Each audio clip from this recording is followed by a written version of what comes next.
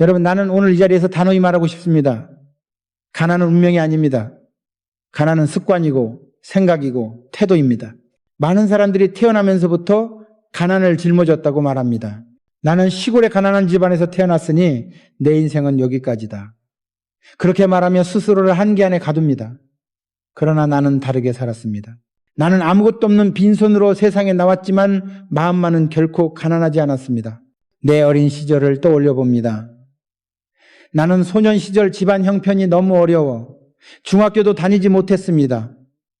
하루하루를 먹고 사는 것조차 힘겨운 시절이었습니다. 그러나 나는 결코 내 상황을 탓하지 않았습니다. 나는 늘 스스로에게 이렇게 말했습니다. 나는 가난하지만 가난을 내 운명으로 만들지는 않겠다. 나는 언젠가 반드시 큰일을 이룰 것이다. 여러분, 이것이 첫 번째 황금 규칙입니다.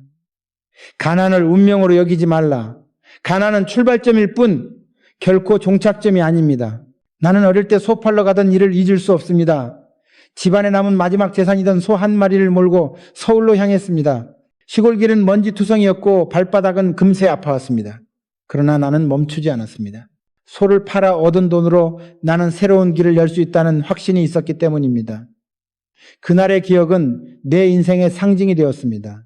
사람들은 나를 보고 저 소녀는 소를 팔러 갔다가 현대를 사왔다고 말했습니다. 여러분, 여기서 중요한 것은 돈이 아닙니다. 소를 팔아 얻은 돈은 크지 않았습니다. 중요한 것은 마음의 선택이었습니다. 가난을 탓하며 주저앉았더라면 그날에 나는 아무것도 얻지 못했을 것입니다. 그러나 나는 믿었습니다. 가난은 잠시일 뿐이다. 내 선택이 나를 바꾼다. 여러분, 부자가 되는 첫걸음은 돈이 아니라 마음가짐입니다. 내가 만나본 수많은 사람 중에는 돈을 손에 쥐고도 가난하게 사는 사람이 있었습니다. 왜냐하면 그들은 늘 이렇게 말했기 때문입니다. 나는 원래 안 된다. 나는 운이 없다. 나는 출신이 보잘것없다. 이 말이 바로 그들을 평생 가난하게 만든 족쇄였습니다. 반대로 빈손으로 시작했지만 마음속에 부자의 씨앗을 심은 사람은 결국 길을 열었습니다. 나 역시 그랬습니다. 나는 어린 시절 서울거리를 걸으며 매번 이렇게 다짐했습니다. 나는 반드시 내 이름을 남길 것이다. 나는 반드시 내 손으로 세상을 바꿀 것이다. 여러분, 혹시 지금 가난 속에 있습니까? 돈이 없어 시작을 못하고 있습니까? 그렇다면 기억하십시오. 가난은 시작일 뿐 운명이 아닙니다. 스스로를 가난의 굴레에 가두지 마십시오. 가난한 생각이야말로 가장 위험한 가난입니다. 내가 젊었을 때 주변 사람들은 종종 나를 비웃었습니다. 정주영, 너 같은 가난뱅이가 뭘 할 수 있겠나? 서울에는 너보다 똑똑하고 부유한 사람들이 수두룩하다. 그 말이 내 귀에 들어왔을 때 나는 분노했습니다. 그러나 그 분노를 원망으로 쓰지 않았습니다. 나는 결심했습니다. 그래, 나는 지금 아무것도 없지만 나는 끝까지 해낼 것이다. 나를 비웃는 그들의 이름은 사라지겠지만 나의 이름은 남을 것이다. 여러분, 이것이 바로 첫 번째 황금 규칙의 핵심입니다. 가난을 운명으로 받아들이는 순간 인생은 멈춥니다. 그러나 가난을 도전의 출발점으로 삼는 순간 인생은 달라집니다. 나는 지금도 기억합니다. 서울의 허름한 여인숙에서 하루를 버티던 시절 곰팡이 냄새가 코를 찔렀고 밤에는 배고픔 때문에 잠을 이루지 못했습니다. 그러나 그 속에서도 나는 종이에 연필로 내 꿈을 적었습니다. 나는 반드시 큰 회사를 세울 것이다. 나는 반드시 세상에 없는 것을 만들어낼 것이다. 그것은 허황된 꿈이 아니라 나를 앞으로 밀어붙이는 힘이었습니다. 여러분, 가난은 두렵지 않습니다. 두려운 것은 가난을 당연하게 여기는 마음입니다. 내 인생의 모든 시작은 가난에서 비롯되었습니다. 그러나 나는 그 가난을 내 삶의 연료로 삼았습니다. 만약 나는 가난해서 안 된다고 했다면 오늘의 현대는 존재하지 않았을 것입니다. 그러니 여러분, 스스로에게 물어보십시오. 나는 지금 가난을 운명으로 받아들이고 있는가? 아니면 그것을 뛰어넘을 출발점으로 삼고 있는가? 그 질문이 당신의 미래를 가릅니다. 첫 번째 황금 규칙을 다시 강조하겠습니다. 가난을 운명으로 여기지 마십시오. 그것은 당신의 선택일 뿐입니다. 오늘의 선택이 내일의 부를 결정합니다. 그리고 이제 두 번째 황금 규칙을 말씀드리겠습니다. 그것은 부자의 길을 향해 반드시 필요한 것, 바로 목표를 분명히 세우는 습관입니다. 여러분, 이제 두 번째 황금 규칙을 말씀드리겠습니다. 그것은 바로 목표를 분명히 세워라는 것입니다. 나는 평생을 살면서 한 가지 진실을 깨달았습니다. 목표 없는 하루는 모래알처럼 흩어지고 목표 있는 하루는 칼날처럼 집중된다는 사실입니다. 많은 사람들이 가난 속에서 허우적거리는 이유는 능력이 부족해서가 아닙니다. 목표가 없기 때문입니다.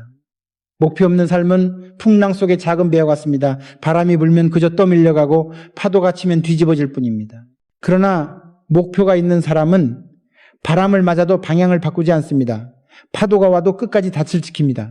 나는 젊은 시절 매일 아침 내게 스스로 물었습니다. 오늘 반드시 이뤄야 할 한 가지는 무엇인가? 그 답을 종이에 적고 그 하루를 살았습니다. 어떤 날은 단순히 현장에 도착해 인부들과 같은 밥을 먹는 것이 목표였고, 어떤 날은 은행에 가서 대출을 얻어내는 것이 목표였습니다. 어떤 날은 고객과의 약속을 반드시 지키는 것이 목표였습니다. 목표는 거창할 필요가 없었습니다. 단순하지만 분명했습니다. 여러분, 내가 현대를 세울 수 있었던 것도 바로 이 단순한 습관 덕분이었습니다. 나는 초창기 현대건설을 시작했을 때 직원이 10명도 채 되지 않았습니다. 자금도 부족했고 기술도 미흡했습니다. 그러나 나는 아침마다 이렇게 선언했습니다. 오늘 우리의 목표는 이 작은 공사를 반드시 완수하는 것이다. 그리고 그 목표를 향해 모든 에너지를 쏟았습니다. 그렇게 하루하루 쌓아 올린 작은 목표들이 결국은 수천억 원 규모의 해외 공사로 이어졌습니다. 여러분, 가난한 사람들은 흔히 이렇게 말합니다. 돈만 있으면 뭘 못하겠어. 그러나 부자는 다르게 말합니다. 분명한 목표가 있어야 돈이 찾아온다. 돈은 목표 없는 자에게 가지 않습니다. 돈은 방향이 분명한 자에게만 갑니다. 내가 중동 사막에서 공사를 시작할 때의 일입니다. 모래바람은 거세게 불었고 노동자들은 지쳐 있었습니다.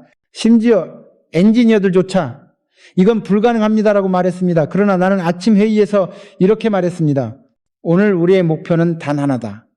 모래 위에 첫 번째 기둥을 세우는 것이다. 다른 건 잊어도 좋다. 그 목표만은 반드시 해내자. 그날 저녁 우리는 기둥 하나를 세웠습니다. 사람들은 그것을 작은 성과라고 생각했지만 나는 알았습니다. 그것은 단순한 기둥이 아니라 불가능을 가능으로 바꾸는 시작이라는 것을.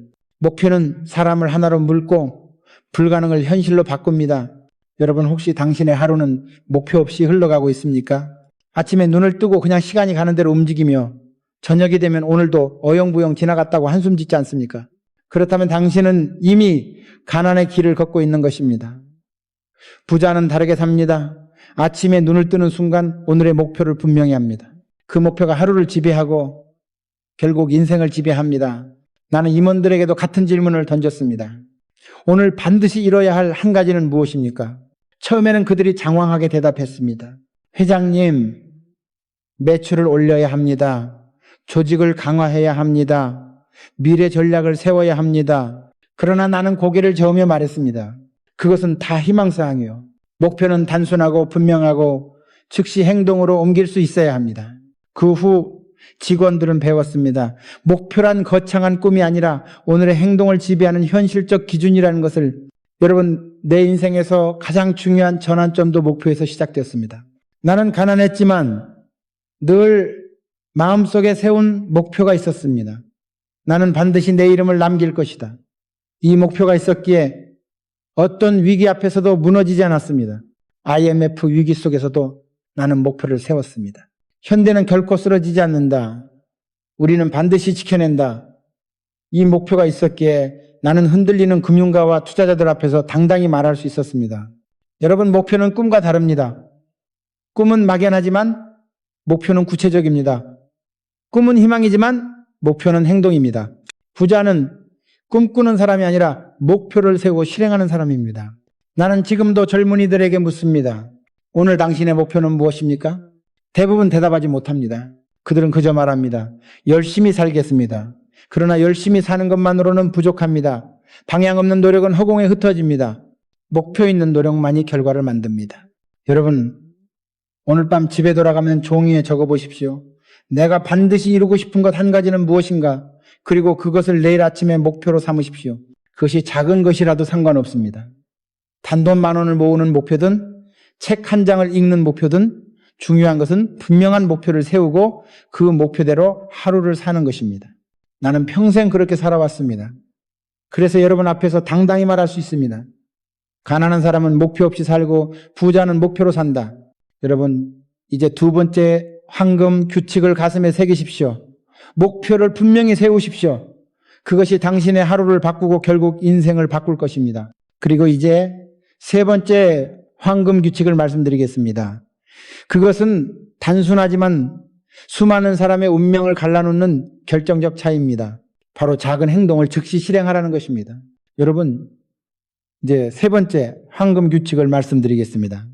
그것은 바로 작은 행동을 즉시 실행하라는 것입니다. 나는 평생을 살아오면서 한 가지 분명히 깨달았습니다. 생각만 하고 행동하지 않는 사람은 결코 부자가 될 수 없다는 사실입니다.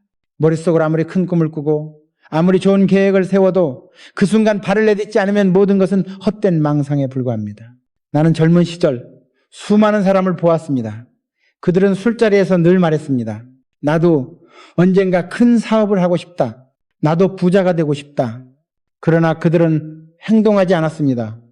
생각은 많았지만 실행은 없었습니다. 그래서 그들의 말은 늘 술잔 속에 묻히고 그들의 꿈은 늘 내일로 미뤄졌습니다. 여러분, 내일로 미루는 사람은 평생 가난합니다. 부자는 오늘 실행합니다. 나는 처음 서울에 올라와 남의 집에서 머슴살이를 할 때도 언젠가 내 이름으로 된 가게를 열겠다는 꿈을 꾸었습니다. 그러나 나는 단순히 꿈꾸지 않았습니다. 그날 당장 일을 시작했습니다. 새벽이면 닭 울기 전에 일어나 마당을 쓸고 낮이면 주인의 일을 대신했고 밤이면 쓰러질 때까지 일했습니다. 그것이 자꾸 보잘것없어 보였지만 그 행동 하나하나가 나를 앞으로 이끌었습니다. 여러분, 행동은 크고 거창할 필요가 없습니다. 중요한 것은 즉시 실행입니다. 나는 늘 말했습니다. 작은 행동도 바로 실행하라. 그것이 내일을 바꾼다. 내가 현대건설을 세우고 첫 해외 공사를 따냈을 때의 일입니다. 당시 우리에게는 경험도 부족했고 기술도 선진국에 비해 크게 뒤처져 있었습니다. 해외 발주처는 우리를 신뢰하지 않았습니다. 하지만 나는 행동으로 보여주었습니다. 회의실에서 100번 말하는 대신 현장에서 직접 모래를 퍼나르고 시멘트를 손에 묻히며 함께 일했습니다. 발주처 관계자가 묻더군요. 정 사장, 당신이 직접 이 고된 일을 할 필요가 있습니까? 나는 웃으며 말했습니다. 필요합니다. 왜냐하면 이것이 우리가 할 수 있다는 증거이기 때문입니다. 그 한 번의 행동이 우리 회사 전체의 신뢰를 세웠습니다.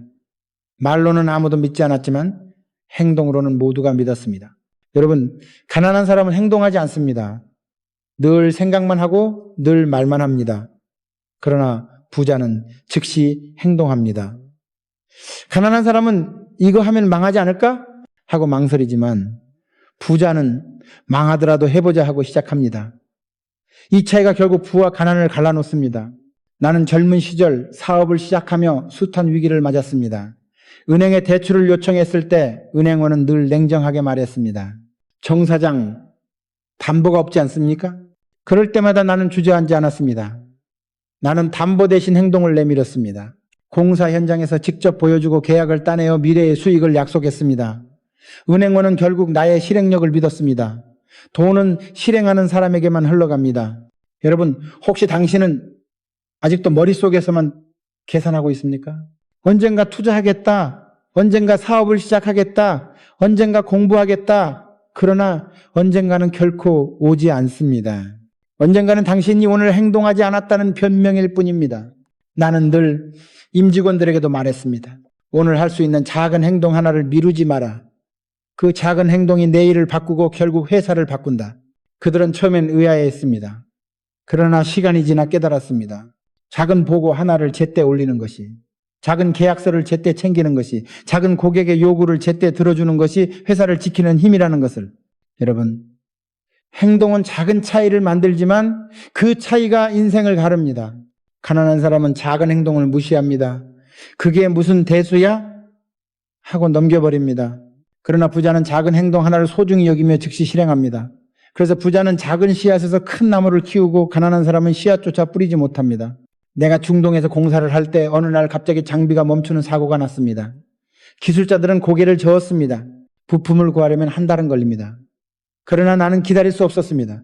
그 한 달은 곧 계약 파기와 회사의 몰락을 의미했기 때문입니다. 그래서 나는 즉시 행동했습니다. 밤새도록 철공소를 찾아다니며 대체 부품을 만들었고 직원들과 함께 손수 장비를 고쳤습니다. 그 결과 우리는 하루 만에 공사를 다시 시작할 수 있었습니다.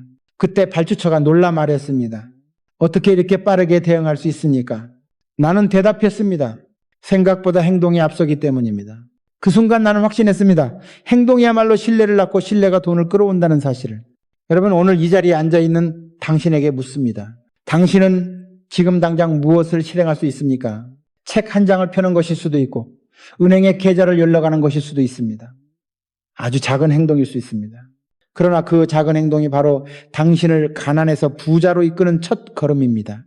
나는 가난 속에서 시작했지만 매일 작은 행동을 멈추지 않았습니다. 그것이 결국 현대를 만들었습니다. 그러므로 여러분도 오늘 이 순간 마음속에 있는 생각을 행동으로 옮기십시오. 미루지 말고 당장 하십시오. 여러분, 세 번째 황금규칙은 분명합니다. 작은 행동을 즉시 실행하라. 그것이 쌓여 거대한 부를 이루고 당신의 인생을 바꿀 것입니다. 그리고 이제 네 번째 황금규칙으로 넘어가겠습니다. 그것은 수많은 사람을 성공과 실패의 갈림길에 세운 결정적 요소입니다. 바로 시간을 어떻게 다루느냐에 관한 것입니다. 여러분, 네 번째 황금규칙은 시간을 돈보다 귀하게 다루라는 것입니다. 나는 평생을 살며 뼈저리게 깨달았습니다. 돈은 잃어도 다시 벌 수 있습니다. 그러나 한번 지나간 시간은 다시는 돌아오지 않습니다.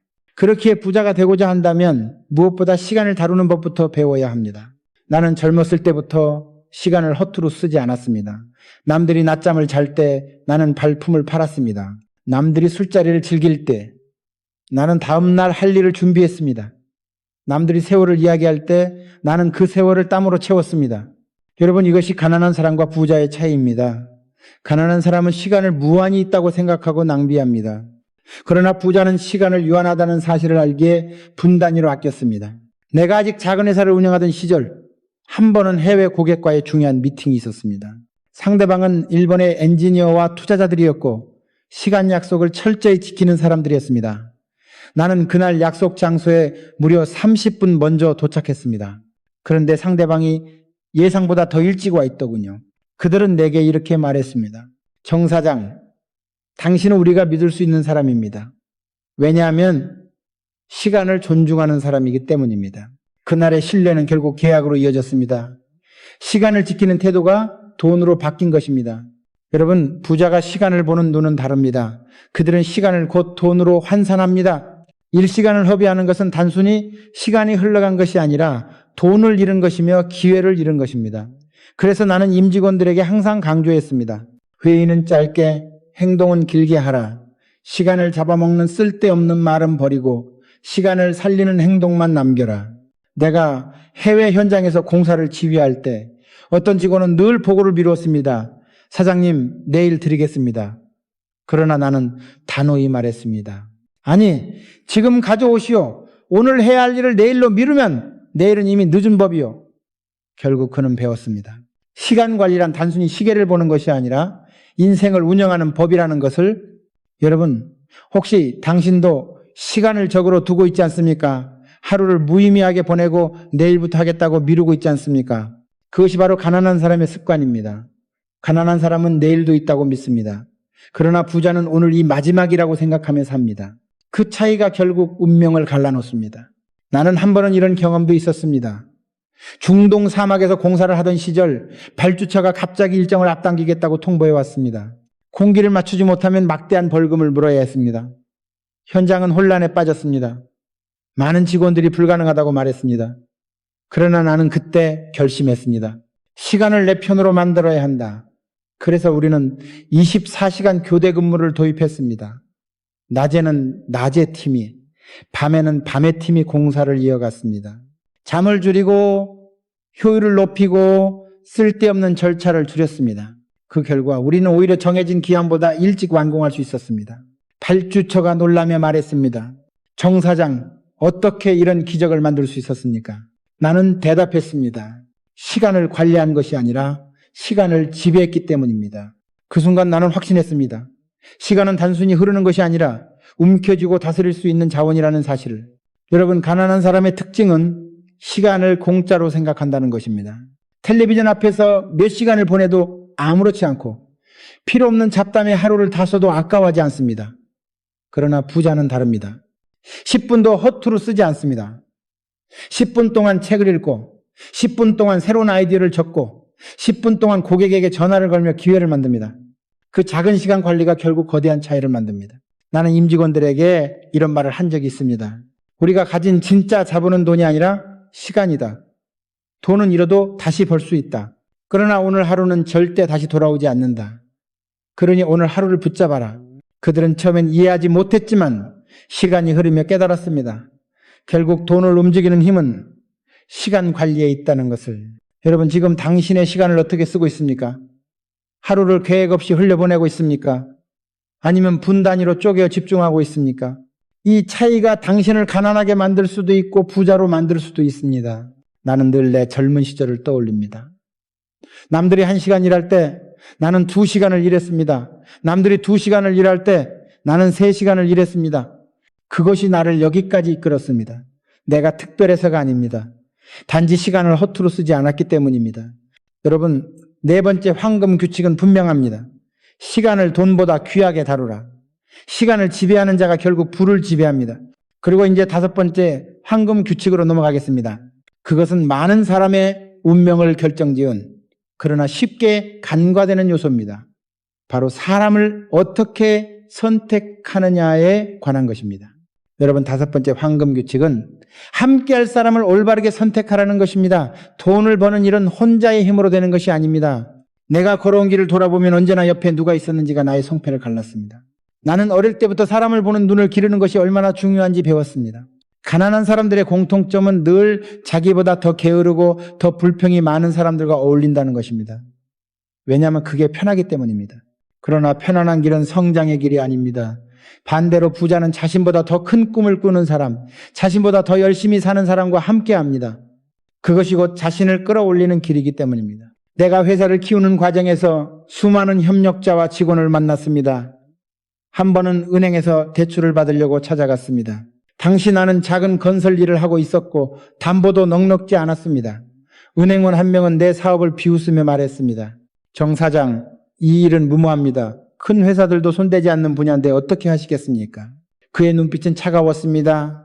그 순간 나는 깨달았습니다. 이런 사람은 내 곁에 두면 안 된다는 것을. 왜냐하면 그는 현실만 보고 가능성은 보지 못했기 때문입니다. 반면에 다른 한 은행원은 내 이야기를 끝까지 듣고 나서 이렇게 말했습니다. 정 사장, 당신은 확실히 무모합니다. 그러나 무모함 속에 가능성이 있습니다. 내가 믿어드리겠습니다. 그의 한마디가 내 사업을 살렸습니다. 그리고 그와의 인연은 이후에도 이어져 많은 위기에서 서로를 믿고 함께 나아갈 수 있었습니다. 여러분, 사람은 단순히 만나는 존재가 아니라 당신의 운명을 함께 만드는 존재입니다. 여러분, 가난하게 사는 사람들의 특징은 있습니다. 늘 불평하는 사람, 늘 핑계만 대는 사람, 늘 실패를 운명이라 말하는 사람과 함께 한다는 것입니다.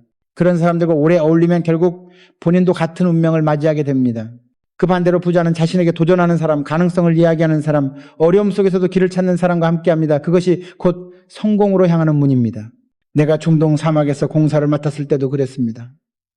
그곳은 낯선 땅이었고 더위와 모래폭풍, 언어와 문화 차이가 우리를 시험했습니다. 많은 직원들이 두려움에 사로잡혔습니다.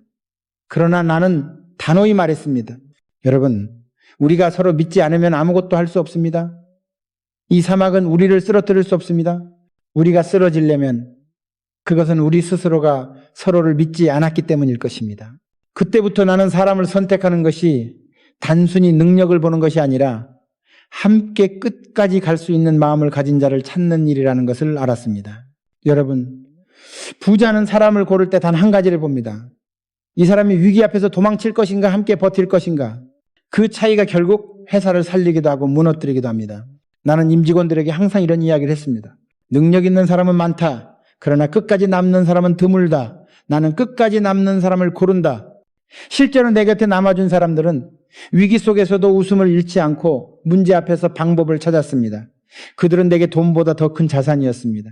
여러분, 혹시 지금 당신 곁에는 늘 당신을 의심하는 사람이 있지 않습니까? 늘 안 된다고 말하는 사람이 있지 않습니까? 그렇다면 그는 당신을 가난하게 만드는 사람입니다. 그의 말은 당신의 발목을 잡을 것이고 그의 시선은 당신의 꿈을 꺾을 것입니다. 반대로 당신 곁에 당신을 믿어주는 사람이 있습니까? 당신의 가능성을 먼저 말해주는 사람이 있습니까? 그렇다면 그는 반드시 붙잡으십시오. 그는 당신의 미래를 열어줄 사람입니다. 나는 해외 출장에서 수많은 외국인 사업가들을 만났습니다. 그들 중 일부는 나를 동등한 파트너로 존중했지만 또 어떤 이들은 한국인 기업이 뭘 할 수 있겠는가라며 무시했습니다. 나는 그럴 때마다 선택했습니다. 나를 무시하는 사람과는 거래하지 않았습니다. 그들과 시간을 낭비하지 않았습니다. 나는 나를 존중하는 사람, 나를 동등하게 인정하는 사람과만 손을 잡았습니다. 그 선택이 결국 현대를 세계적인 기업으로 키운 힘이 되었습니다. 여러분, 5번째 황금 규칙은 분명합니다. 사람을 올바르게 선택하십시오. 돈은 사람을 따라오지만 사람은 돈을 따라오지 않습니다. 사람을 잘못 선택하면 돈은 반드시 사라집니다. 그러나 사람을 잘 선택하면 돈은 반드시 따라옵니다. 나는 오늘도 여러분께 묻고 싶습니다. 지금 당신 곁에 있는 사람은 누구입니까? 그들이 당신을 앞으로 이끌고 있습니까? 아니면 뒤로 끌어내리고 있습니까? 그 답이 바로 당신의 미래입니다. 그리고 이제 6번째 황금 규칙으로 넘어가겠습니다. 그것은 부자가 되려는 사람이 반드시 갖추어야 할 태도, 바로 위기를 기회로 바꾸는 힘에 관한 것입니다. 여러분, 6번째 황금 규칙은 바로 위기를 기회로 바꾸는 힘입니다. 나는 내 인생을 돌아볼 때마다 위기가 끊임없이 찾아왔음을 기억합니다. 그러나 그 위기 속에서 나는 늘 길을 찾았습니다. 길이 없을 때 길을 만들었고 벽이 있을 때 벽을 넘어섰습니다. 그것이 바로 내가 부자로 살아남을 수 있었던 이유입니다. 한 번은 이런 일이 있었습니다. 1970년대 나는 조선소 건설에 뛰어들었습니다. 많은 사람들이 나를 미쳤다고 했습니다. 한국은 아직 배 한 척 제대로 만들지 못하는 나라였습니다. 일본과 유럽이 조선업을 장악하고 있었고 한국이 배를 만들겠다고 하니 다들 코웃음을 쳤습니다. 심지어 외국의 전문가들은 한국인들이 배를 만들면 바다에 가라앉을 것이라며 공개적으로 조롱했습니다. 그러나 나는 달랐습니다. 나는 그 조롱 속에서 기회를 보았습니다. 그들은 우리가 못한다고 말했지만 나는 그 말이 바로 시장임을 깨달았습니다. 아무도 우리를 경쟁자로 생각하지 않으니 그 틈을 파고들면 우리는 반드시 성장할 수 있다고 믿었습니다. 그래서 나는 영국으로 날아갔습니다. 그리고 세계적인 은행가와 투자자를 찾아가 이렇게 말했습니다. 여러분, 나는 한국의 세계 최대의 조선소를 지을 것입니다. 여러분이 믿지 않더라도 나는 반드시 이 일을 해낼 것입니다. 그때 어떤 이는 비웃었지만 또 어떤 이는 내 눈빛 속에서 진심을 보았습니다. 결국 우리는 그 돈을 끌어왔고 울산의 허허벌판에 세계적인 조선소가 세워졌습니다. 그리고 첫 번째 배가 바다 위에 떠올랐을 때 모두가 놀랐습니다. 한국은 해냈습니다. 그 순간 나는 확신했습니다. 위기는 우리를 막는 벽이 아니라 새로운 기회의 문이라는 것. 여러분, 가난한 사람들은 위기를 보면 무릎을 꿇습니다. 끝났다. 이제 망했다. 그렇게 생각합니다. 그러나 부자는 다르게 생각합니다. 끝났다는 말 대신 새로운 시작이다라고 외칩니다. 그것이 바로 차이입니다. 나는 IMF 외환위기 때도 같은 원칙을 지켰습니다. 한국 경제가 흔들리고 수많은 기업이 문을 닫았습니다. 거리에는 절망의 목소리가 가득했습니다. 그때 나는 직원들에게 이렇게 말했습니다. 지금이야말로 우리가 더 강해질 기회다. 지금이야말로 우리가 배워야 할 때다. 쓰러지는 자가 아니라 다시 일어나는 자가 되어야 한다. 여러분, 세상은 언제나 위기를 줍니다. 그것은 누구도 피할 수 없습니다. 하지만 그 위기를 어떻게 받아들이느냐에 따라 인생은 달라집니다. 같은 상황 속에서도 어떤 사람은 망하고 어떤 사람은 성공합니다. 가난한 사람은 위기 앞에서 두려움에 갇히고 부자는 위기 앞에서 도전합니다. 내가 가장 잘 기억하는 장면이 하나 있습니다. 중동 사막에서 공사를 진행하던 어느 날 모래폭풍이 몰아쳤습니다. 거대한 바람이 모든 장비와 자재를 뒤흔들었고 작업장은 아수라장이 되었습니다. 많은 직원들이 절망했습니다. 그러나 나는 그 자리에서 이렇게 외쳤습니다. 여러분, 멈추지 마십시오. 이 사막의 바람은 우리를 시험하는 것입니다. 오늘 우리가 멈추면 내일은 사라질 것입니다. 그러나 오늘을 견디면 내일은 반드시 우리의 것입니다. 그 말을 들은 직원들은 다시 일어섰고 결국 그 공사는 끝내 성공적으로 마무리되었습니다. 여러분, 위기는 항상 찾아옵니다. 그러나 그 순간을 어떻게 해석하느냐에 따라 결과는 완전히 달라집니다. 가난한 사람들은 위기 속에서 자기 운명을 원망합니다. 왜 나에게만 이런 일이 생기나? 라고 말합니다. 그러나 부자는 다르게 묻습니다. 이 위기에서 나는 무엇을 배울 수 있는가? 이 위기를 어떻게 돈으로 기회로 바꿀 수 있는가? 바로 이 질문이 부자의 길로 가는 차이입니다. 나는 젊은 시절 사업에 실패했을 때도 같은 원칙을 지켰습니다. 한 번은 큰 계약이 파기되어 모든 자금이 바닥나고 직원들의 월급조차 줄 수 없는 상황이 있었습니다. 많은 사람이 나를 떠났습니다. 그러나 나는 그때 이렇게 다짐했습니다. 이제부터가 시작이다. 나는 무너지는 것이 아니라 다시 세워지는 것이다. 그리고 작은 일부터 다시 시작했습니다. 내가 직접 발로 뛰며 거래처를 찾아다녔고 다시 신뢰를 얻어냈습니다. 그때 나는 깨달았습니다. 진짜 위기는 돈이 없는 것이 아니라 마음이 꺾이는 것이라는 것을. 여러분, 6번째 황금 규칙은 이렇습니다. 위기를 기회로 바꾸십시오. 그것이 부자가 되는 길입니다. 세상은 끊임없이 우리를 시험할 것입니다. 그러나 그 시험 속에서 길을 찾는 자만 이 미래를 가질 수 있습니다. 나는 여러분이 더 이상 위기를 두려워하지 않기를 바랍니다. 위기를 만나면 이렇게 말하십시오. 좋다. 이 기회가 나를 더 강하게 만들 것이다. 이 한마디가 당신의 인생을 바꿀 것입니다. 그리고 이제 7번째 황금 규칙으로 넘어가겠습니다. 그것은 돈을 지키는 자가 아니라 돈을 굴리는 자가 결국 부자가 된다는 진리입니다. 여러분, 7번째 황금 규칙은 바로 돈을 지키는 자가 아니라 돈을 굴리는 자가 된다는 것입니다. 나는 평생을 살면서 수많은 사람들을 보았습니다. 돈을 벌었지만 금세 사라진 사람, 작은 돈을 끝까지 움켜쥐려다 결국 아무것도 남기지 못한 사람. 그들의 공통점은 하나였습니다. 돈을 단순히 보관하려 했다는 것. 여러분, 돈은 흐르는 강물과 같습니다. 강물을 가두면 썩습니다. 그러나 강물이 흐르면 새로운 물이 들어오고 생명이 살아납니다. 돈도 마찬가지입니다. 돈을 쥐고만 있으면 사라집니다. 그러나 굴리면 더 큰 돈이 되어 돌아옵니다.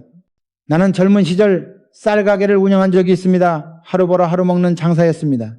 많은 사람들이 이렇게 충고했습니다.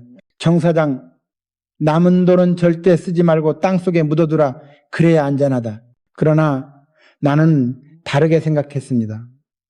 돈이 나를 위해 일하지 않으면 나는 평생 노동에 묶인다. 그래서 나는 남은 돈을 다시 가게를 키우는 데 썼습니다. 물건을 더 사들였고 거래처를 넓혔습니다.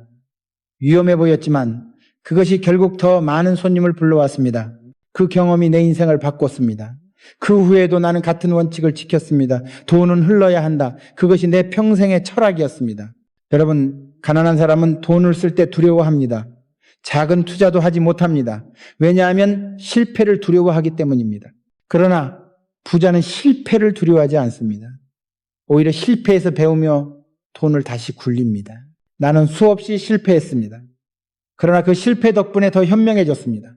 내가 현대건설을 운영할 때 한 번은 큰 공사 현장에서 자금이 막히는 일이 있었습니다. 많은 이들이 돈을 움켜쥐고 지키려고 했습니다. 그러나 나는 오히려 과감히 자금을 더 투자했습니다. 왜냐하면 일을 멈추면 모든 것이 사라지지만 끝까지 밀어붙이면 길이 열릴 것을 알았기 때문입니다. 그리고 실제로 그 공사가 완성되었을 때 더 큰 수익과 더 큰 신뢰가 돌아왔습니다. 여러분, 부자와 가난한 사람의 차이는 바로 여기서 드러납니다. 가난한 사람은 돈을 잃으면 끝이다라고 생각합니다. 그러나 부자는 돈은 흘러야 다시 온다고 생각합니다. 그 믿음이 부자를 만듭니다. 나는 늘 직원들에게 말했습니다. 돈을 벌었다고 해서 만족하지 마라. 그 돈이 어디로 가는지를 살펴라.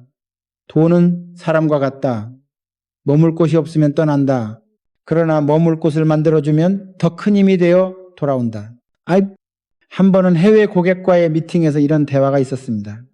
고객이 나에게 물었습니다. 정 회장, 왜 그렇게 무모하게 다시 돈을 투자합니까? 차라리 지금 가진 것을 지키는 것이 안전하지 않습니까? 나는 웃으며 답했습니다.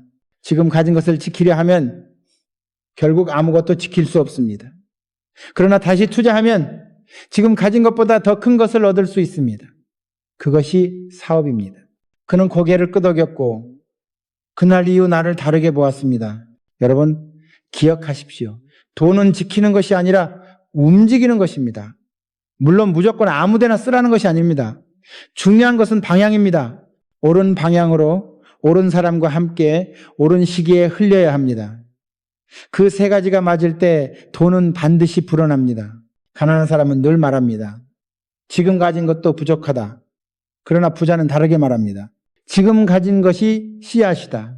씨앗을 땅에 묻지 않으면 아무것도 자라지 않습니다. 그러나 씨앗을 땅에 묻으면 열매가 100배로 돌아옵니다.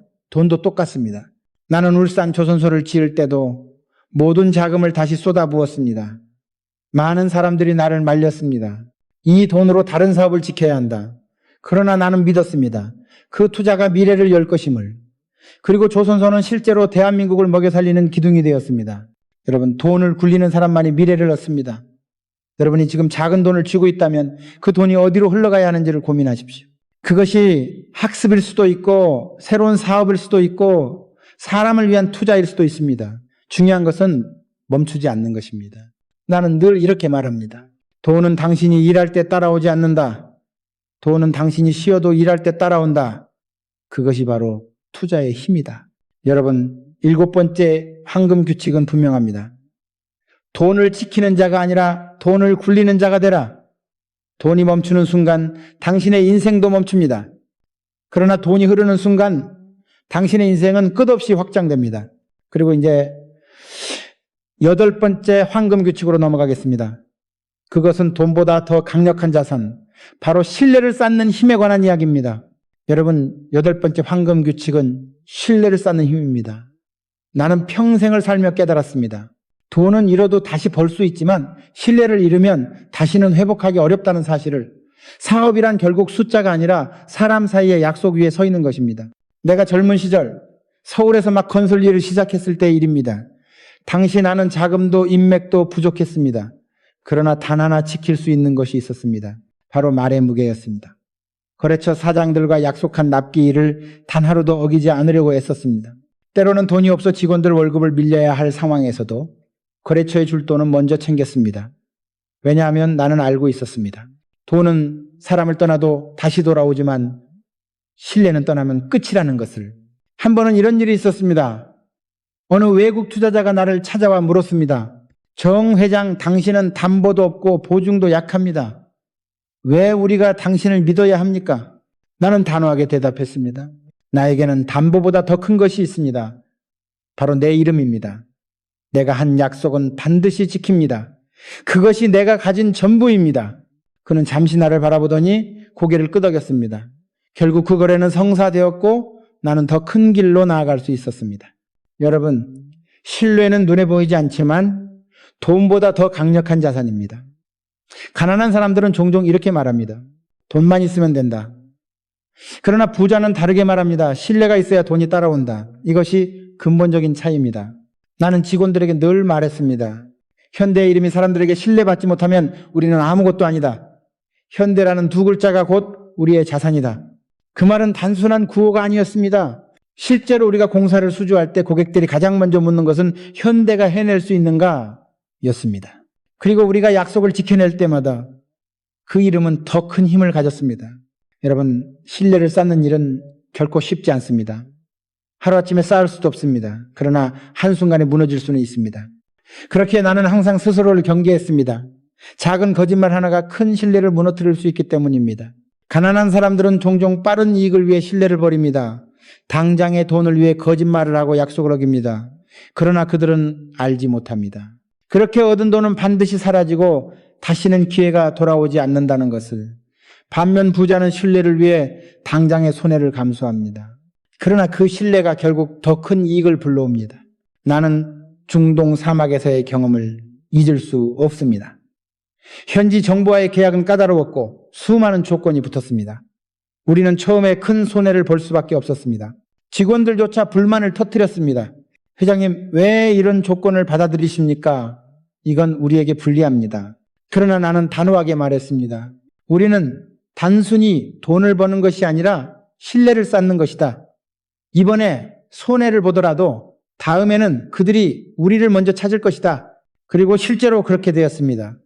그 후 중동 각국에서 현대를 먼저 불렀고 우리는 세계적인 기업으로 발돋움할 수 있었습니다. 여러분, 신뢰는 눈에 보이지 않지만 결국 모든 것을 움직이는 힘입니다. 은행도 투자자도 고객도 직원도 모두 신뢰 위에서만 움직입니다. 신뢰가 없으면 돈은 오지 않습니다. 그러나 신뢰가 있으면 돈은 반드시 따라옵니다. 나는 이렇게 말하고 싶습니다. 돈은 흘러가는 강물이지만 신뢰는 강물의 근원이다. 근원이 마르면 강물은 말라버린다. 여러분, 8번째 황금 규칙은 분명합니다. 신뢰를 쌓으십시오. 그것이 곧 평생의 자산입니다. 가난한 사람은 돈만을 줬다가 신뢰를 잃고 결국 모든 것을 잃습니다. 그러나 부자는 신뢰를 먼저 지키고 돈은 자연히 따라오게 만듭니다. 나는 이제 여러분께 다시 묻고 싶습니다. 지금 당신의 이름은 어떤 무게를 가지고 있습니까? 누군가 당신의 이름을 들었을 때 믿음을 느낍니까? 아니면 의심을 느낍니까? 그 대답이 바로 당신의 미래입니다. 그리고 이제 9번째 황금 규칙으로 나아가겠습니다. 그것은 바로 시간을 지배하는 자만이 부자가 된다는 깨달음입니다. 여러분, 9번째 황금 규칙은 바로 시간을 지배하는 자만이 부자가 된다는 것입니다. 나는 평생을 살며 깨달았습니다. 돈은 다시 벌 수 있고 기회도 다시 올 수 있습니다. 그러나 시간만큼은 결코 다시 오지 않습니다. 그렇기에 나는 언제나 시간을 가장 소중한 자산으로 삼았습니다. 가난한 사람들의 공통점은 시간을 흘려보낸다는 것입니다. 내일 하지 뭐, 다음 달에 시작하지 뭐라며 미룹니다. 그러나 부자는 다르게 생각합니다. 지금 하지 않으면 영원히 못한다. 이것이 부자의 시간 철학입니다. 내가 젊은 시절 건설업에 막 뛰어들었을 때의 일입니다. 하루하루가 전쟁이었습니다. 낮에는 현장에서 일하고 밤에는 거래처를 찾아다니며 설득했습니다. 잠잘 시간조차 없었습니다. 그러나 나는 불평하지 않았습니다. 왜냐하면 나는 알았습니다. 젊음의 시간은 다시 오지 않는다는 것을. 그때 쏟은 땀과 시간은 훗날 내게 수백 배, 수천 배로 돌아왔습니다. 여러분, 나는 늘 사람들에게 말합니다. 시간은 돈보다 더 귀하다. 돈은 다시 벌 수 있지만 시간은 한번 지나가면 다시 돌아오지 않는다. 그런데 가난한 사람들은 시간을 공짜라고 생각합니다. 그래서 아무렇지도 않게 허비합니다. 하루 종일 술잔을 기울이고 남을 탓하며 시간을 보냅니다. 그러나 부자는 단 1시간도 허투루 쓰지 않습니다. 나는 해외 출장 때마다 특히 시간을 절약하려 했었습니다. 회의실에 들어가면 불필요한 잡담을 하지 않았습니다. 바로 본론으로 들어갔습니다. 상대방도 그 태도를 존중했습니다. 정 회장과의 회의는 언제나 빠르고 명확하다.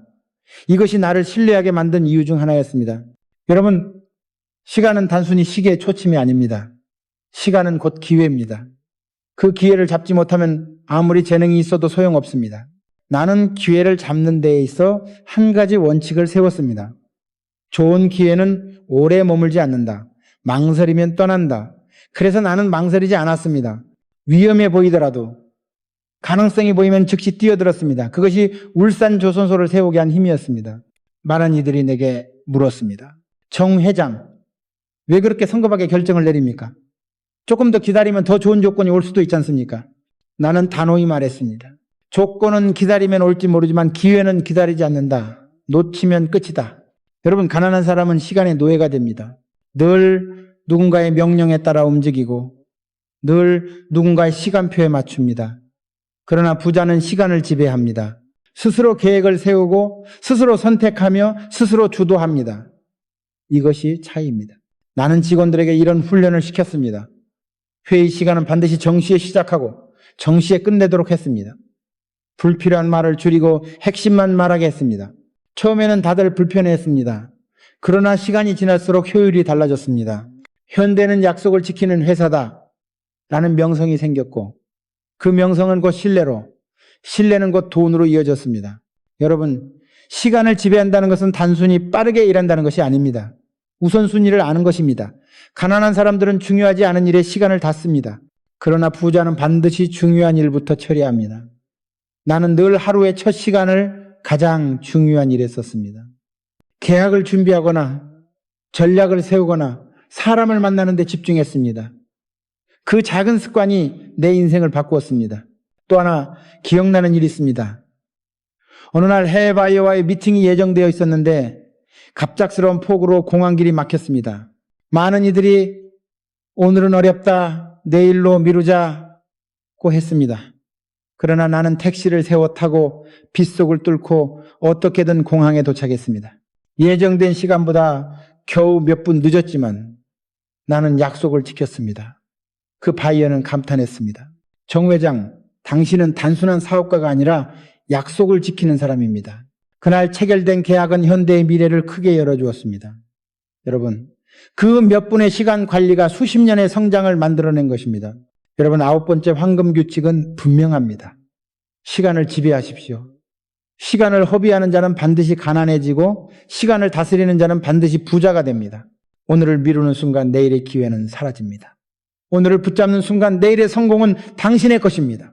나는 여러분이 시간을 다르게 바라보기를 바랍니다. 시간을 공짜라 여기지 마십시오. 시간을 금이라 여기지도 마십시오. 시간은 금보다 더 귀합니다. 왜냐하면 금은 잃어도 찾을 수 있지만 시간은 잃으면 끝이기 때문입니다. 여러분, 오늘부터 이렇게 다짐하십시오. 나는 더 이상 시간을 허비하지 않겠다. 나는 내 시간을 지배하겠다. 그 다짐이 바로 부자의 길로 들어서는 시작입니다. 그리고 이제 10번째 황금 규칙으로 넘어가겠습니다. 그것은 바로 끊임없이 배우는 자가 결국 미래를 가진다는 진리입니다. 여러분, 10번째 황금 규칙은 바로 끊임없이 배우는 자가 미래를 가진다는 것입니다. 나는 평생을 살며 공부라는 것이 교실에서만 이루어지는 것이 아님을 깨달았습니다. 공부는 삶 전체에서 일어나는 것이고 배움은 멈추는 순간 곧 퇴보를 의미합니다. 나는 어린 시절 정규 교육을 오래 받지 못했습니다. 그러나 나는 결코 배움을 포기하지 않았습니다. 책을 읽을 수 있으면 책을 읽었고 사람을 만날 수 있으면 사람에게서 배웠습니다. 길거리에서 만난 장사꾼에게서도 항구에서 땀 흘리던 인부에게서도 나는 반드시 배울 것이 있다고 믿었습니다. 가난한 사람들은 종종 이렇게 말합니다. 나는 배움과는 거리가 멀다. 이제 늙었으니 더 이상 배워서 뭐 하나. 그러나 이것은 가난을 만드는 생각입니다. 반대로 부자는 끊임없이 배우려 합니다. 왜냐하면 세상은 변하기 때문입니다. 세상이 변하는데 내가 멈추면 결국 뒤처질 수밖에 없기 때문입니다. 내가 해외로 처음 나갔을 때 언어의 장벽은 정말 큰 어려움이었습니다. 회의에서 외국 사람들이 웃을 때 나는 무슨 말인지 몰라 그냥 따라 웃었습니다. 그때마다 속으로 다짐했습니다. 언젠가 내가 그들의 말을 이해하고 그들의 눈을 똑바로 바라보며 대답하겠다. 그래서 나는 틈만 나면 영어를 배우려 애썼습니다. 발음이 서툴렀고 문법이 틀렸지만 포기하지 않았습니다. 그 노력 덕분에 나는 결국 세계 무대에서 당당히 내 의견을 펼칠 수 있었습니다. 여러분, 배우는 사람은 두려움이 없습니다. 배우는 사람은 새로운 것을 받아들이고 실패해도 다시 일어섭니다. 그러나 배우지 않는 사람은 두려움 속에 머뭅니다. 새로운 변화가 오면 거부합니다. 그리고 결국 세상에서 뒤처집니다. 나는 현대를 경영하며 늘 강조했습니다. 우리는 건설만 하는 회사가 아니다. 우리는 배움을 멈추지 않는 회사다. 오늘의 기술에 만족하면 내일은 사라진다. 그래서 실제로 우리 회사는 늘 새로운 분야에 도전했습니다. 자동차, 조선, 전자, 어디든 배울 것이 있다면 주저하지 않았습니다. 그 배움이 현대를 키웠습니다. 여러분, 가난한 사람과 부자의 차이는 여기서도 드러납니다. 가난한 사람은 배우려 하지 않습니다. 시간이 아깝다고, 돈이 아깝다고 말합니다. 그러나 부자는 반드시 투자합니다. 책을 사고 강연을 듣고 스승을 찾습니다. 그것이 결국 더 큰 돈과 더 큰 기회를 불러오기 때문입니다. 나는 이런 경험을 자주 했습니다. 어떤 젊은이가 나를 찾아와 이렇게 물었습니다. 회장님, 어떻게 하면 성공할 수 있습니까? 나는 늘 같은 대답을 했습니다. 배워라. 배움만이 너를 살린다. 오늘의 작은 배움이 내일의 큰 기회를 만든다. 여러분, 세상은 빠르게 변합니다. 1970년대와 80년대에도 기술과 시장은 끊임없이 변했습니다. 그때 나는 늘 신문을 빠짐없이 읽었습니다. 새로운 정보, 새로운 흐름을 놓치지 않기 위해서였습니다. 다른 사람들이 신문을 스쳐 지나갈 때 나는 신문 속에서 미래를 보았습니다. 여러분, 10번째 황금 규칙은 분명합니다. 끊임없이 배우십시오. 배우는 자는 절망 속에서도 길을 찾고 배우지 않는 자는 기회 속에서도 실패합니다. 배움은 단순한 지식이 아니라 새로운 눈을 열어주는 열쇠입니다. 나는 오늘도 여러분께 말하고 싶습니다. 여러분이 가진 가장 큰 자산은 지금의 돈이 아니라 내일을 준비하는 배움입니다. 여러분, 혹시 지금 스스로에게 이런 질문을 던져보십시오. 나는 마지막으로 무엇을 배웠는가? 나는 지금 어떤 변화를 받아들이고 있는가? 그 질문의 대답이 바로 당신의 미래입니다. 가난한 사람은 배움을 두려워하고 부자는 배움을 즐깁니다. 이 단순한 차이가 결국 두 인생을 갈라놓습니다. 여러분, 오늘부터 작은 것이라도 배우십시오.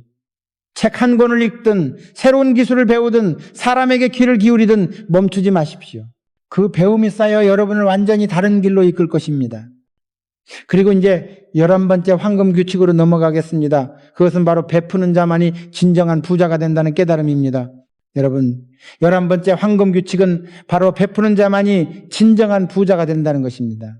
나는 평생을 살며 돈이란 단순히 쌓아두는 것이 아니라 흘려보낼 때 그 진정한 가치를 드러낸다는 사실을 배웠습니다. 가난한 사람은 흔히 이렇게 말합니다. 내가 가진 것도 부족한데 어떻게 남에게 나눠줄 수 있겠는가? 그러나 부자는 다르게 생각합니다. 내가 가진 것 중 일부를 나누면 그것이 돌아와 더 큰 풍요가 된다. 나는 어린 시절 가난했습니다. 쌀 한 대를 구하기조차 힘든 시절도 있었습니다. 그러나 그때조차도 나는 남에게 나눠주는 것을 멈추지 않았습니다. 내게 밥 한 공기가 있으면 그중 절반은 굶주린 이웃에게 건넸습니다. 왜냐하면 나는 알았습니다. 오늘의 나눔이 언젠가 반드시 내게 돌아온다는 것을. 나중에 사업을 키운 뒤에도 나는 이 원칙을 잊지 않았습니다. 회사가 성장하면 할수록 더 많은 사람과 나누어야 한다고 믿었습니다. 임직원들의 복지를 챙기고 지역사회에 기부하고 학교를 세우고 병원을 짓는 일에 힘썼습니다. 많은 사람들이 물었습니다. 회장님, 왜 그렇게 큰 돈을 쓰십니까? 차라리 그 돈으로 더 큰 사업을 하시지요. 그러나 나는 웃으며 대답했습니다. 사람에게 쓰는 돈이야말로 가장 큰 사업이다. 그것은 반드시 돌아온다. 여러분, 내가 배운 교훈은 이것입니다. 돈은 돌고 돈다. 내가 남에게 베푼 돈은 사라지는 것이 아닙니다. 그것은 신뢰가 되어 돌아오고 존경이 되어 돌아오며 새로운 기회가 되어 돌아옵니다. 한 번은 이런 일이 있었습니다. 어느 날 작은 하청업체 사장이 나를 찾아왔습니다. 그는 울먹이며 말했습니다. 회장님, 저희 회사가 자금난으로 문을 닫게 생겼습니다. 도와주실 수 없겠습니까? 많은 사람들이 그를 외면했습니다. 그러나 나는 망설이지 않았습니다. 그를 돕기로 했습니다. 단순히 돈을 준 것이 아니라 새로운 계약을 주어 회사를 살렸습니다. 몇 년 뒤 그는 다시 나를 찾아와 이렇게 말했습니다. 회장님 덕분에 우리 회사는 살아났습니다. 이제 저희가 현대를 위해 무엇이든 하겠습니다. 그의 눈빛에는 진심이 담겨 있었습니다. 그리고 실제로 그는 이후 수많은 공사에서 성실히 우리를 도왔습니다. 그때 나는 다시 확신했습니다. 베푸는 손길이야말로 가장 강력한 투자라는 것을. 여러분, 가난한 사람은 베풀지 못합니다. 늘 자기만을 생각하기 때문입니다. 그러나 부자는 반드시 베풉니다. 왜냐하면 베품 속에 더 큰 길이 열리기 때문입니다. 나는 직원들에게 늘 이런 이야기를 했습니다. 우리가 번 돈은 우리만의 돈이 아니다. 사회와 함께 나누어야 한다. 그것이 곧 현대의 책임이다. 그 말은 단순한 구호가 아니었습니다. 실제로 우리는 학교와 장학재단을 세웠고 병원과 복지시설을 만들었습니다. 그 혜택을 받은 젊은이들이 성장해 다시 현대와 대한민국을 이끌었습니다. 여러분, 부자가 된다는 것은 단순히 많은 돈을 가지는 것이 아닙니다. 부자가 된다는 것은 많은 사람을 도울 수 있는 능력을 갖추는 것입니다. 내가 부자가 되기를 간절히 원했던 이유도 결국 더 많은 사람을 도울 수 있기 위함이었습니다. 나는 기억합니다. IMF 외환 위기 때 수많은 기업과 가정이 무너졌습니다. 그때 나는 개인 재산을 털어 나라를 돕는 데 썼습니다. 많은 사람들이 나를 비웃었습니다. 그 돈으로 본인 회사를 살리지 왜 나라를 위해 쓰는가? 그러나 나는 단호히 말했습니다. 나라가 무너지면 내 회사도 무너진다. 나라가 살아야 우리 모두가 산다. 그 선택은 결국 옳았습니다. 대한민국은 다시 일어섰고 현대도 함께 성장했습니다. 여러분, 이것이 바로 베풀매의 힘입니다. 여러분, 11번째 황금규칙은 분명합니다. 베푸십시오. 그것이 당신을 진정한 부자로 만듭니다. 돈을 움켜쥐면 결국 사라집니다. 그러나 흘려보내면 반드시 돌아옵니다. 나는 오늘도 여러분께 묻고 싶습니다. 지금 당신이 가진 돈은 어디로 흘러가고 있습니까? 단지 당신의 주머니 속에 머물고 있습니까? 아니면 누군가의 삶을 밝히고 있습니까? 그 대답이 바로 당신의 미래를 결정합니다. 여러분, 부자가 되는 길은 멀리 있는 것이 아닙니다. 작은 나눔에서 시작됩니다. 이웃을 돕고 직원과 나누고 사회에 기여하십시오. 그것이 당신을 단순한 부자가 아니라 존경받는 부자로 만들 것입니다. 그리고 이제 마지막 12번째 황금 규칙으로 나아가겠습니다. 그것은 바로 모든 규칙을 꿰뚫는 근본, 절대로 포기하지 않는 끈기에 관한 것입니다. 여러분, 12번째 황금 규칙은 바로 절대로 포기하지 않는 끈기입니다. 나는 평생을 돌아보며 깨달았습니다. 결국 승리하는 자와 실패하는 자를 갈라놓는 것은 능력도 자본도 운도 아닙니다. 오직 포기하지 않는 끈기입니다. 나는 수없이 실패했습니다. 어린 시절 집안은 가난했고 밥 한 끼 제대로 먹기 어려웠습니다. 장사를 하면서도 무수히 문을 닫아야 했고 건설 사업에 뛰어들었을 때도 좌절은 끊임없이 찾아왔습니다. 그러나 나는 단 한 번도 그만두자라는 말을 입 밖에 내지 않았습니다. 왜냐하면 나는 알았습니다. 포기하는 순간 모든 것이 끝난다는 것을. 여러분, 가난한 사람과 부자의 차이는 여기서도 분명히 드러납니다. 가난한 사람은 조금 힘들면 멈춥니다. 실패가 오면 이건 내 운명이 아니다라며 돌아섭니다. 그러나 부자는 쓰러져도 다시 일어납니다. 10번 넘어져도 11번째에 일어섭니다. 그것이 끈기입니다. 내가 조선소를 세울 때의 일입니다. 울산의 황량한 벌판에 조선소를 짓겠다고 했을 때 모두가 나를 비웃었습니다. 한국에서 배를 만들면 바다에 가라앉을 것이다. 외국의 전문가들이 그렇게 말했습니다. 심지어 돈을 빌려주던 은행마저 등을 돌렸습니다. 그러나 나는 포기하지 않았습니다. 은행문을 수십 번 두드렸고 투자자를 수십 번 찾아갔습니다. 거절은 수백 번 받았지만 단 한 번의 승낙을 얻기 위해 끝까지 달려갔습니다. 그리고 결국 울산 조선소는 세워졌습니다. 그것이 오늘날 한국 조선업의 기적이 되었습니다. 여러분, 이것이 끈기의 힘입니다. 만약 그때 내가 포기했다면 오늘의 현대도 오늘의 한국도 달라졌을 것입니다. 나는 임직원들에게 늘 이렇게 말했습니다. 실패가 찾아오면 웃어라. 그것은 네가 가는 길이 옳다는 증거다. 실패가 없다면 그것은 아무것도 시도하지 않았다는 말이다. 실제로 나 자신이 그랬습니다. 실패할 때마다 나는 더 강해졌습니다. 실패할 때마다 더 깊이 배웠습니다. 실패할 때마다 더 크게 성장했습니다. 여러분, 끈기는 단순히 버티는 것이 아닙니다. 끈기는 다시 도전하는 것입니다. 오늘 실패하면 내일 다시 시도하고 내일 실패하면 모레 다시 일어서는 것입니다. 그 과정에서 사람들은 비웃습니다. 저 사람은 왜 저렇게 무모하게 계속 시도하나? 그러나 시간이 지나면 그 무모함이 곧 성공으로 바뀝니다. 내가 해외 공사를 맡았을 때도 끈기는 나의 가장 큰 무기였습니다. 사막의 모래폭풍이 공사를 중단시켰을 때 직원들은 모두 절망했습니다. 그러나 나는 외쳤습니다. 우리는 멈추지 않는다. 우리는 끝까지 간다. 이 사막의 바람이 우리를 꺾을 수 없다. 그 순간 직원들의 눈빛이 변했습니다. 다시 일어나 삽을 들었고 결국 우리는 그 공사를 완성했습니다. 그 현장에서 나는 다시 확신했습니다. 포기하지 않는 자만 이 세상을 바꿀 수 있다. 여러분, 부자가 된다는 것은 단순히 돈을 모으는 것이 아닙니다. 부자가 된다는 것은 끈기를 가진 사람이라는 뜻입니다. 가난한 사람은 실패를 두려워하지만 부자는 실패를 자산으로 만듭니다. 그 차이가 바로 부자의 길과 가난의 길을 나눕니다. 나는 말하고 싶습니다. 여러분이 지금 어떤 어려움 속에 있든 그것은 끝이 아닙니다. 그것은 새로운 시작입니다. 당신이 포기하지 않는 한 실패는 진짜 실패가 아닙니다. 그것은 단지 과정일 뿐입니다. 여러분, 12번째 황금규칙은 분명합니다. 절대로 포기하지 마십시오. 포기하는 순간 모든 꿈은 사라집니다. 그러나 포기하지 않는 순간 모든 가능성은 살아납니다. 나는 내 인생을 걸고 여러분께 말합니다. 내가 오늘 이 자리에 설 수 있었던 이유는 똑똑해서도 돈이 많아서도 아니었습니다. 단 한 가지 이유. 나는 절대로 포기하지 않았기 때문입니다. 여러분도 마찬가지입니다. 포기하지 마십시오. 끝까지 가십시오. 한 걸음 더 내딛으십시오. 그럼 언젠가 반드시 당신의 꿈은 현실이 될 것입니다. 그리고 이것이 바로 내가 여러분께 전하는 마지막 황금 규칙입니다. 여러분이 가난에서 벗어나 부자가 되고자 한다면 절대로 포기하지 마십시오. 이 한 가지가 모든 것을 가능하게 할 것입니다.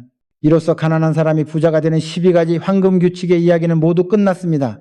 나는 여러분이 오늘 이 자리에서 단 하나라도 마음에 새긴다면 그것이 여러분의 인생을 바꾸는 불씨가 되리라 믿습니다. 여러분, 이제는 선택의 순간입니다. 여러분은 시간을 흘려보내는 자입니까? 아니면 시간을 지배하는 자입니까? 여러분은 움켜쥐는 자입니까? 아니면 베푸는 자입니까? 그리고 무엇보다 여러분은 포기하는 자입니까? 아니면 끝까지 나아가는 자입니까? 그 대답이 바로 여러분의 미래를 결정합니다. 여러분, 절대로 포기하지 마십시오. 끝까지 가십시오. 한 걸음 더 내딛으십시오. 그러면 반드시 승리할 것입니다.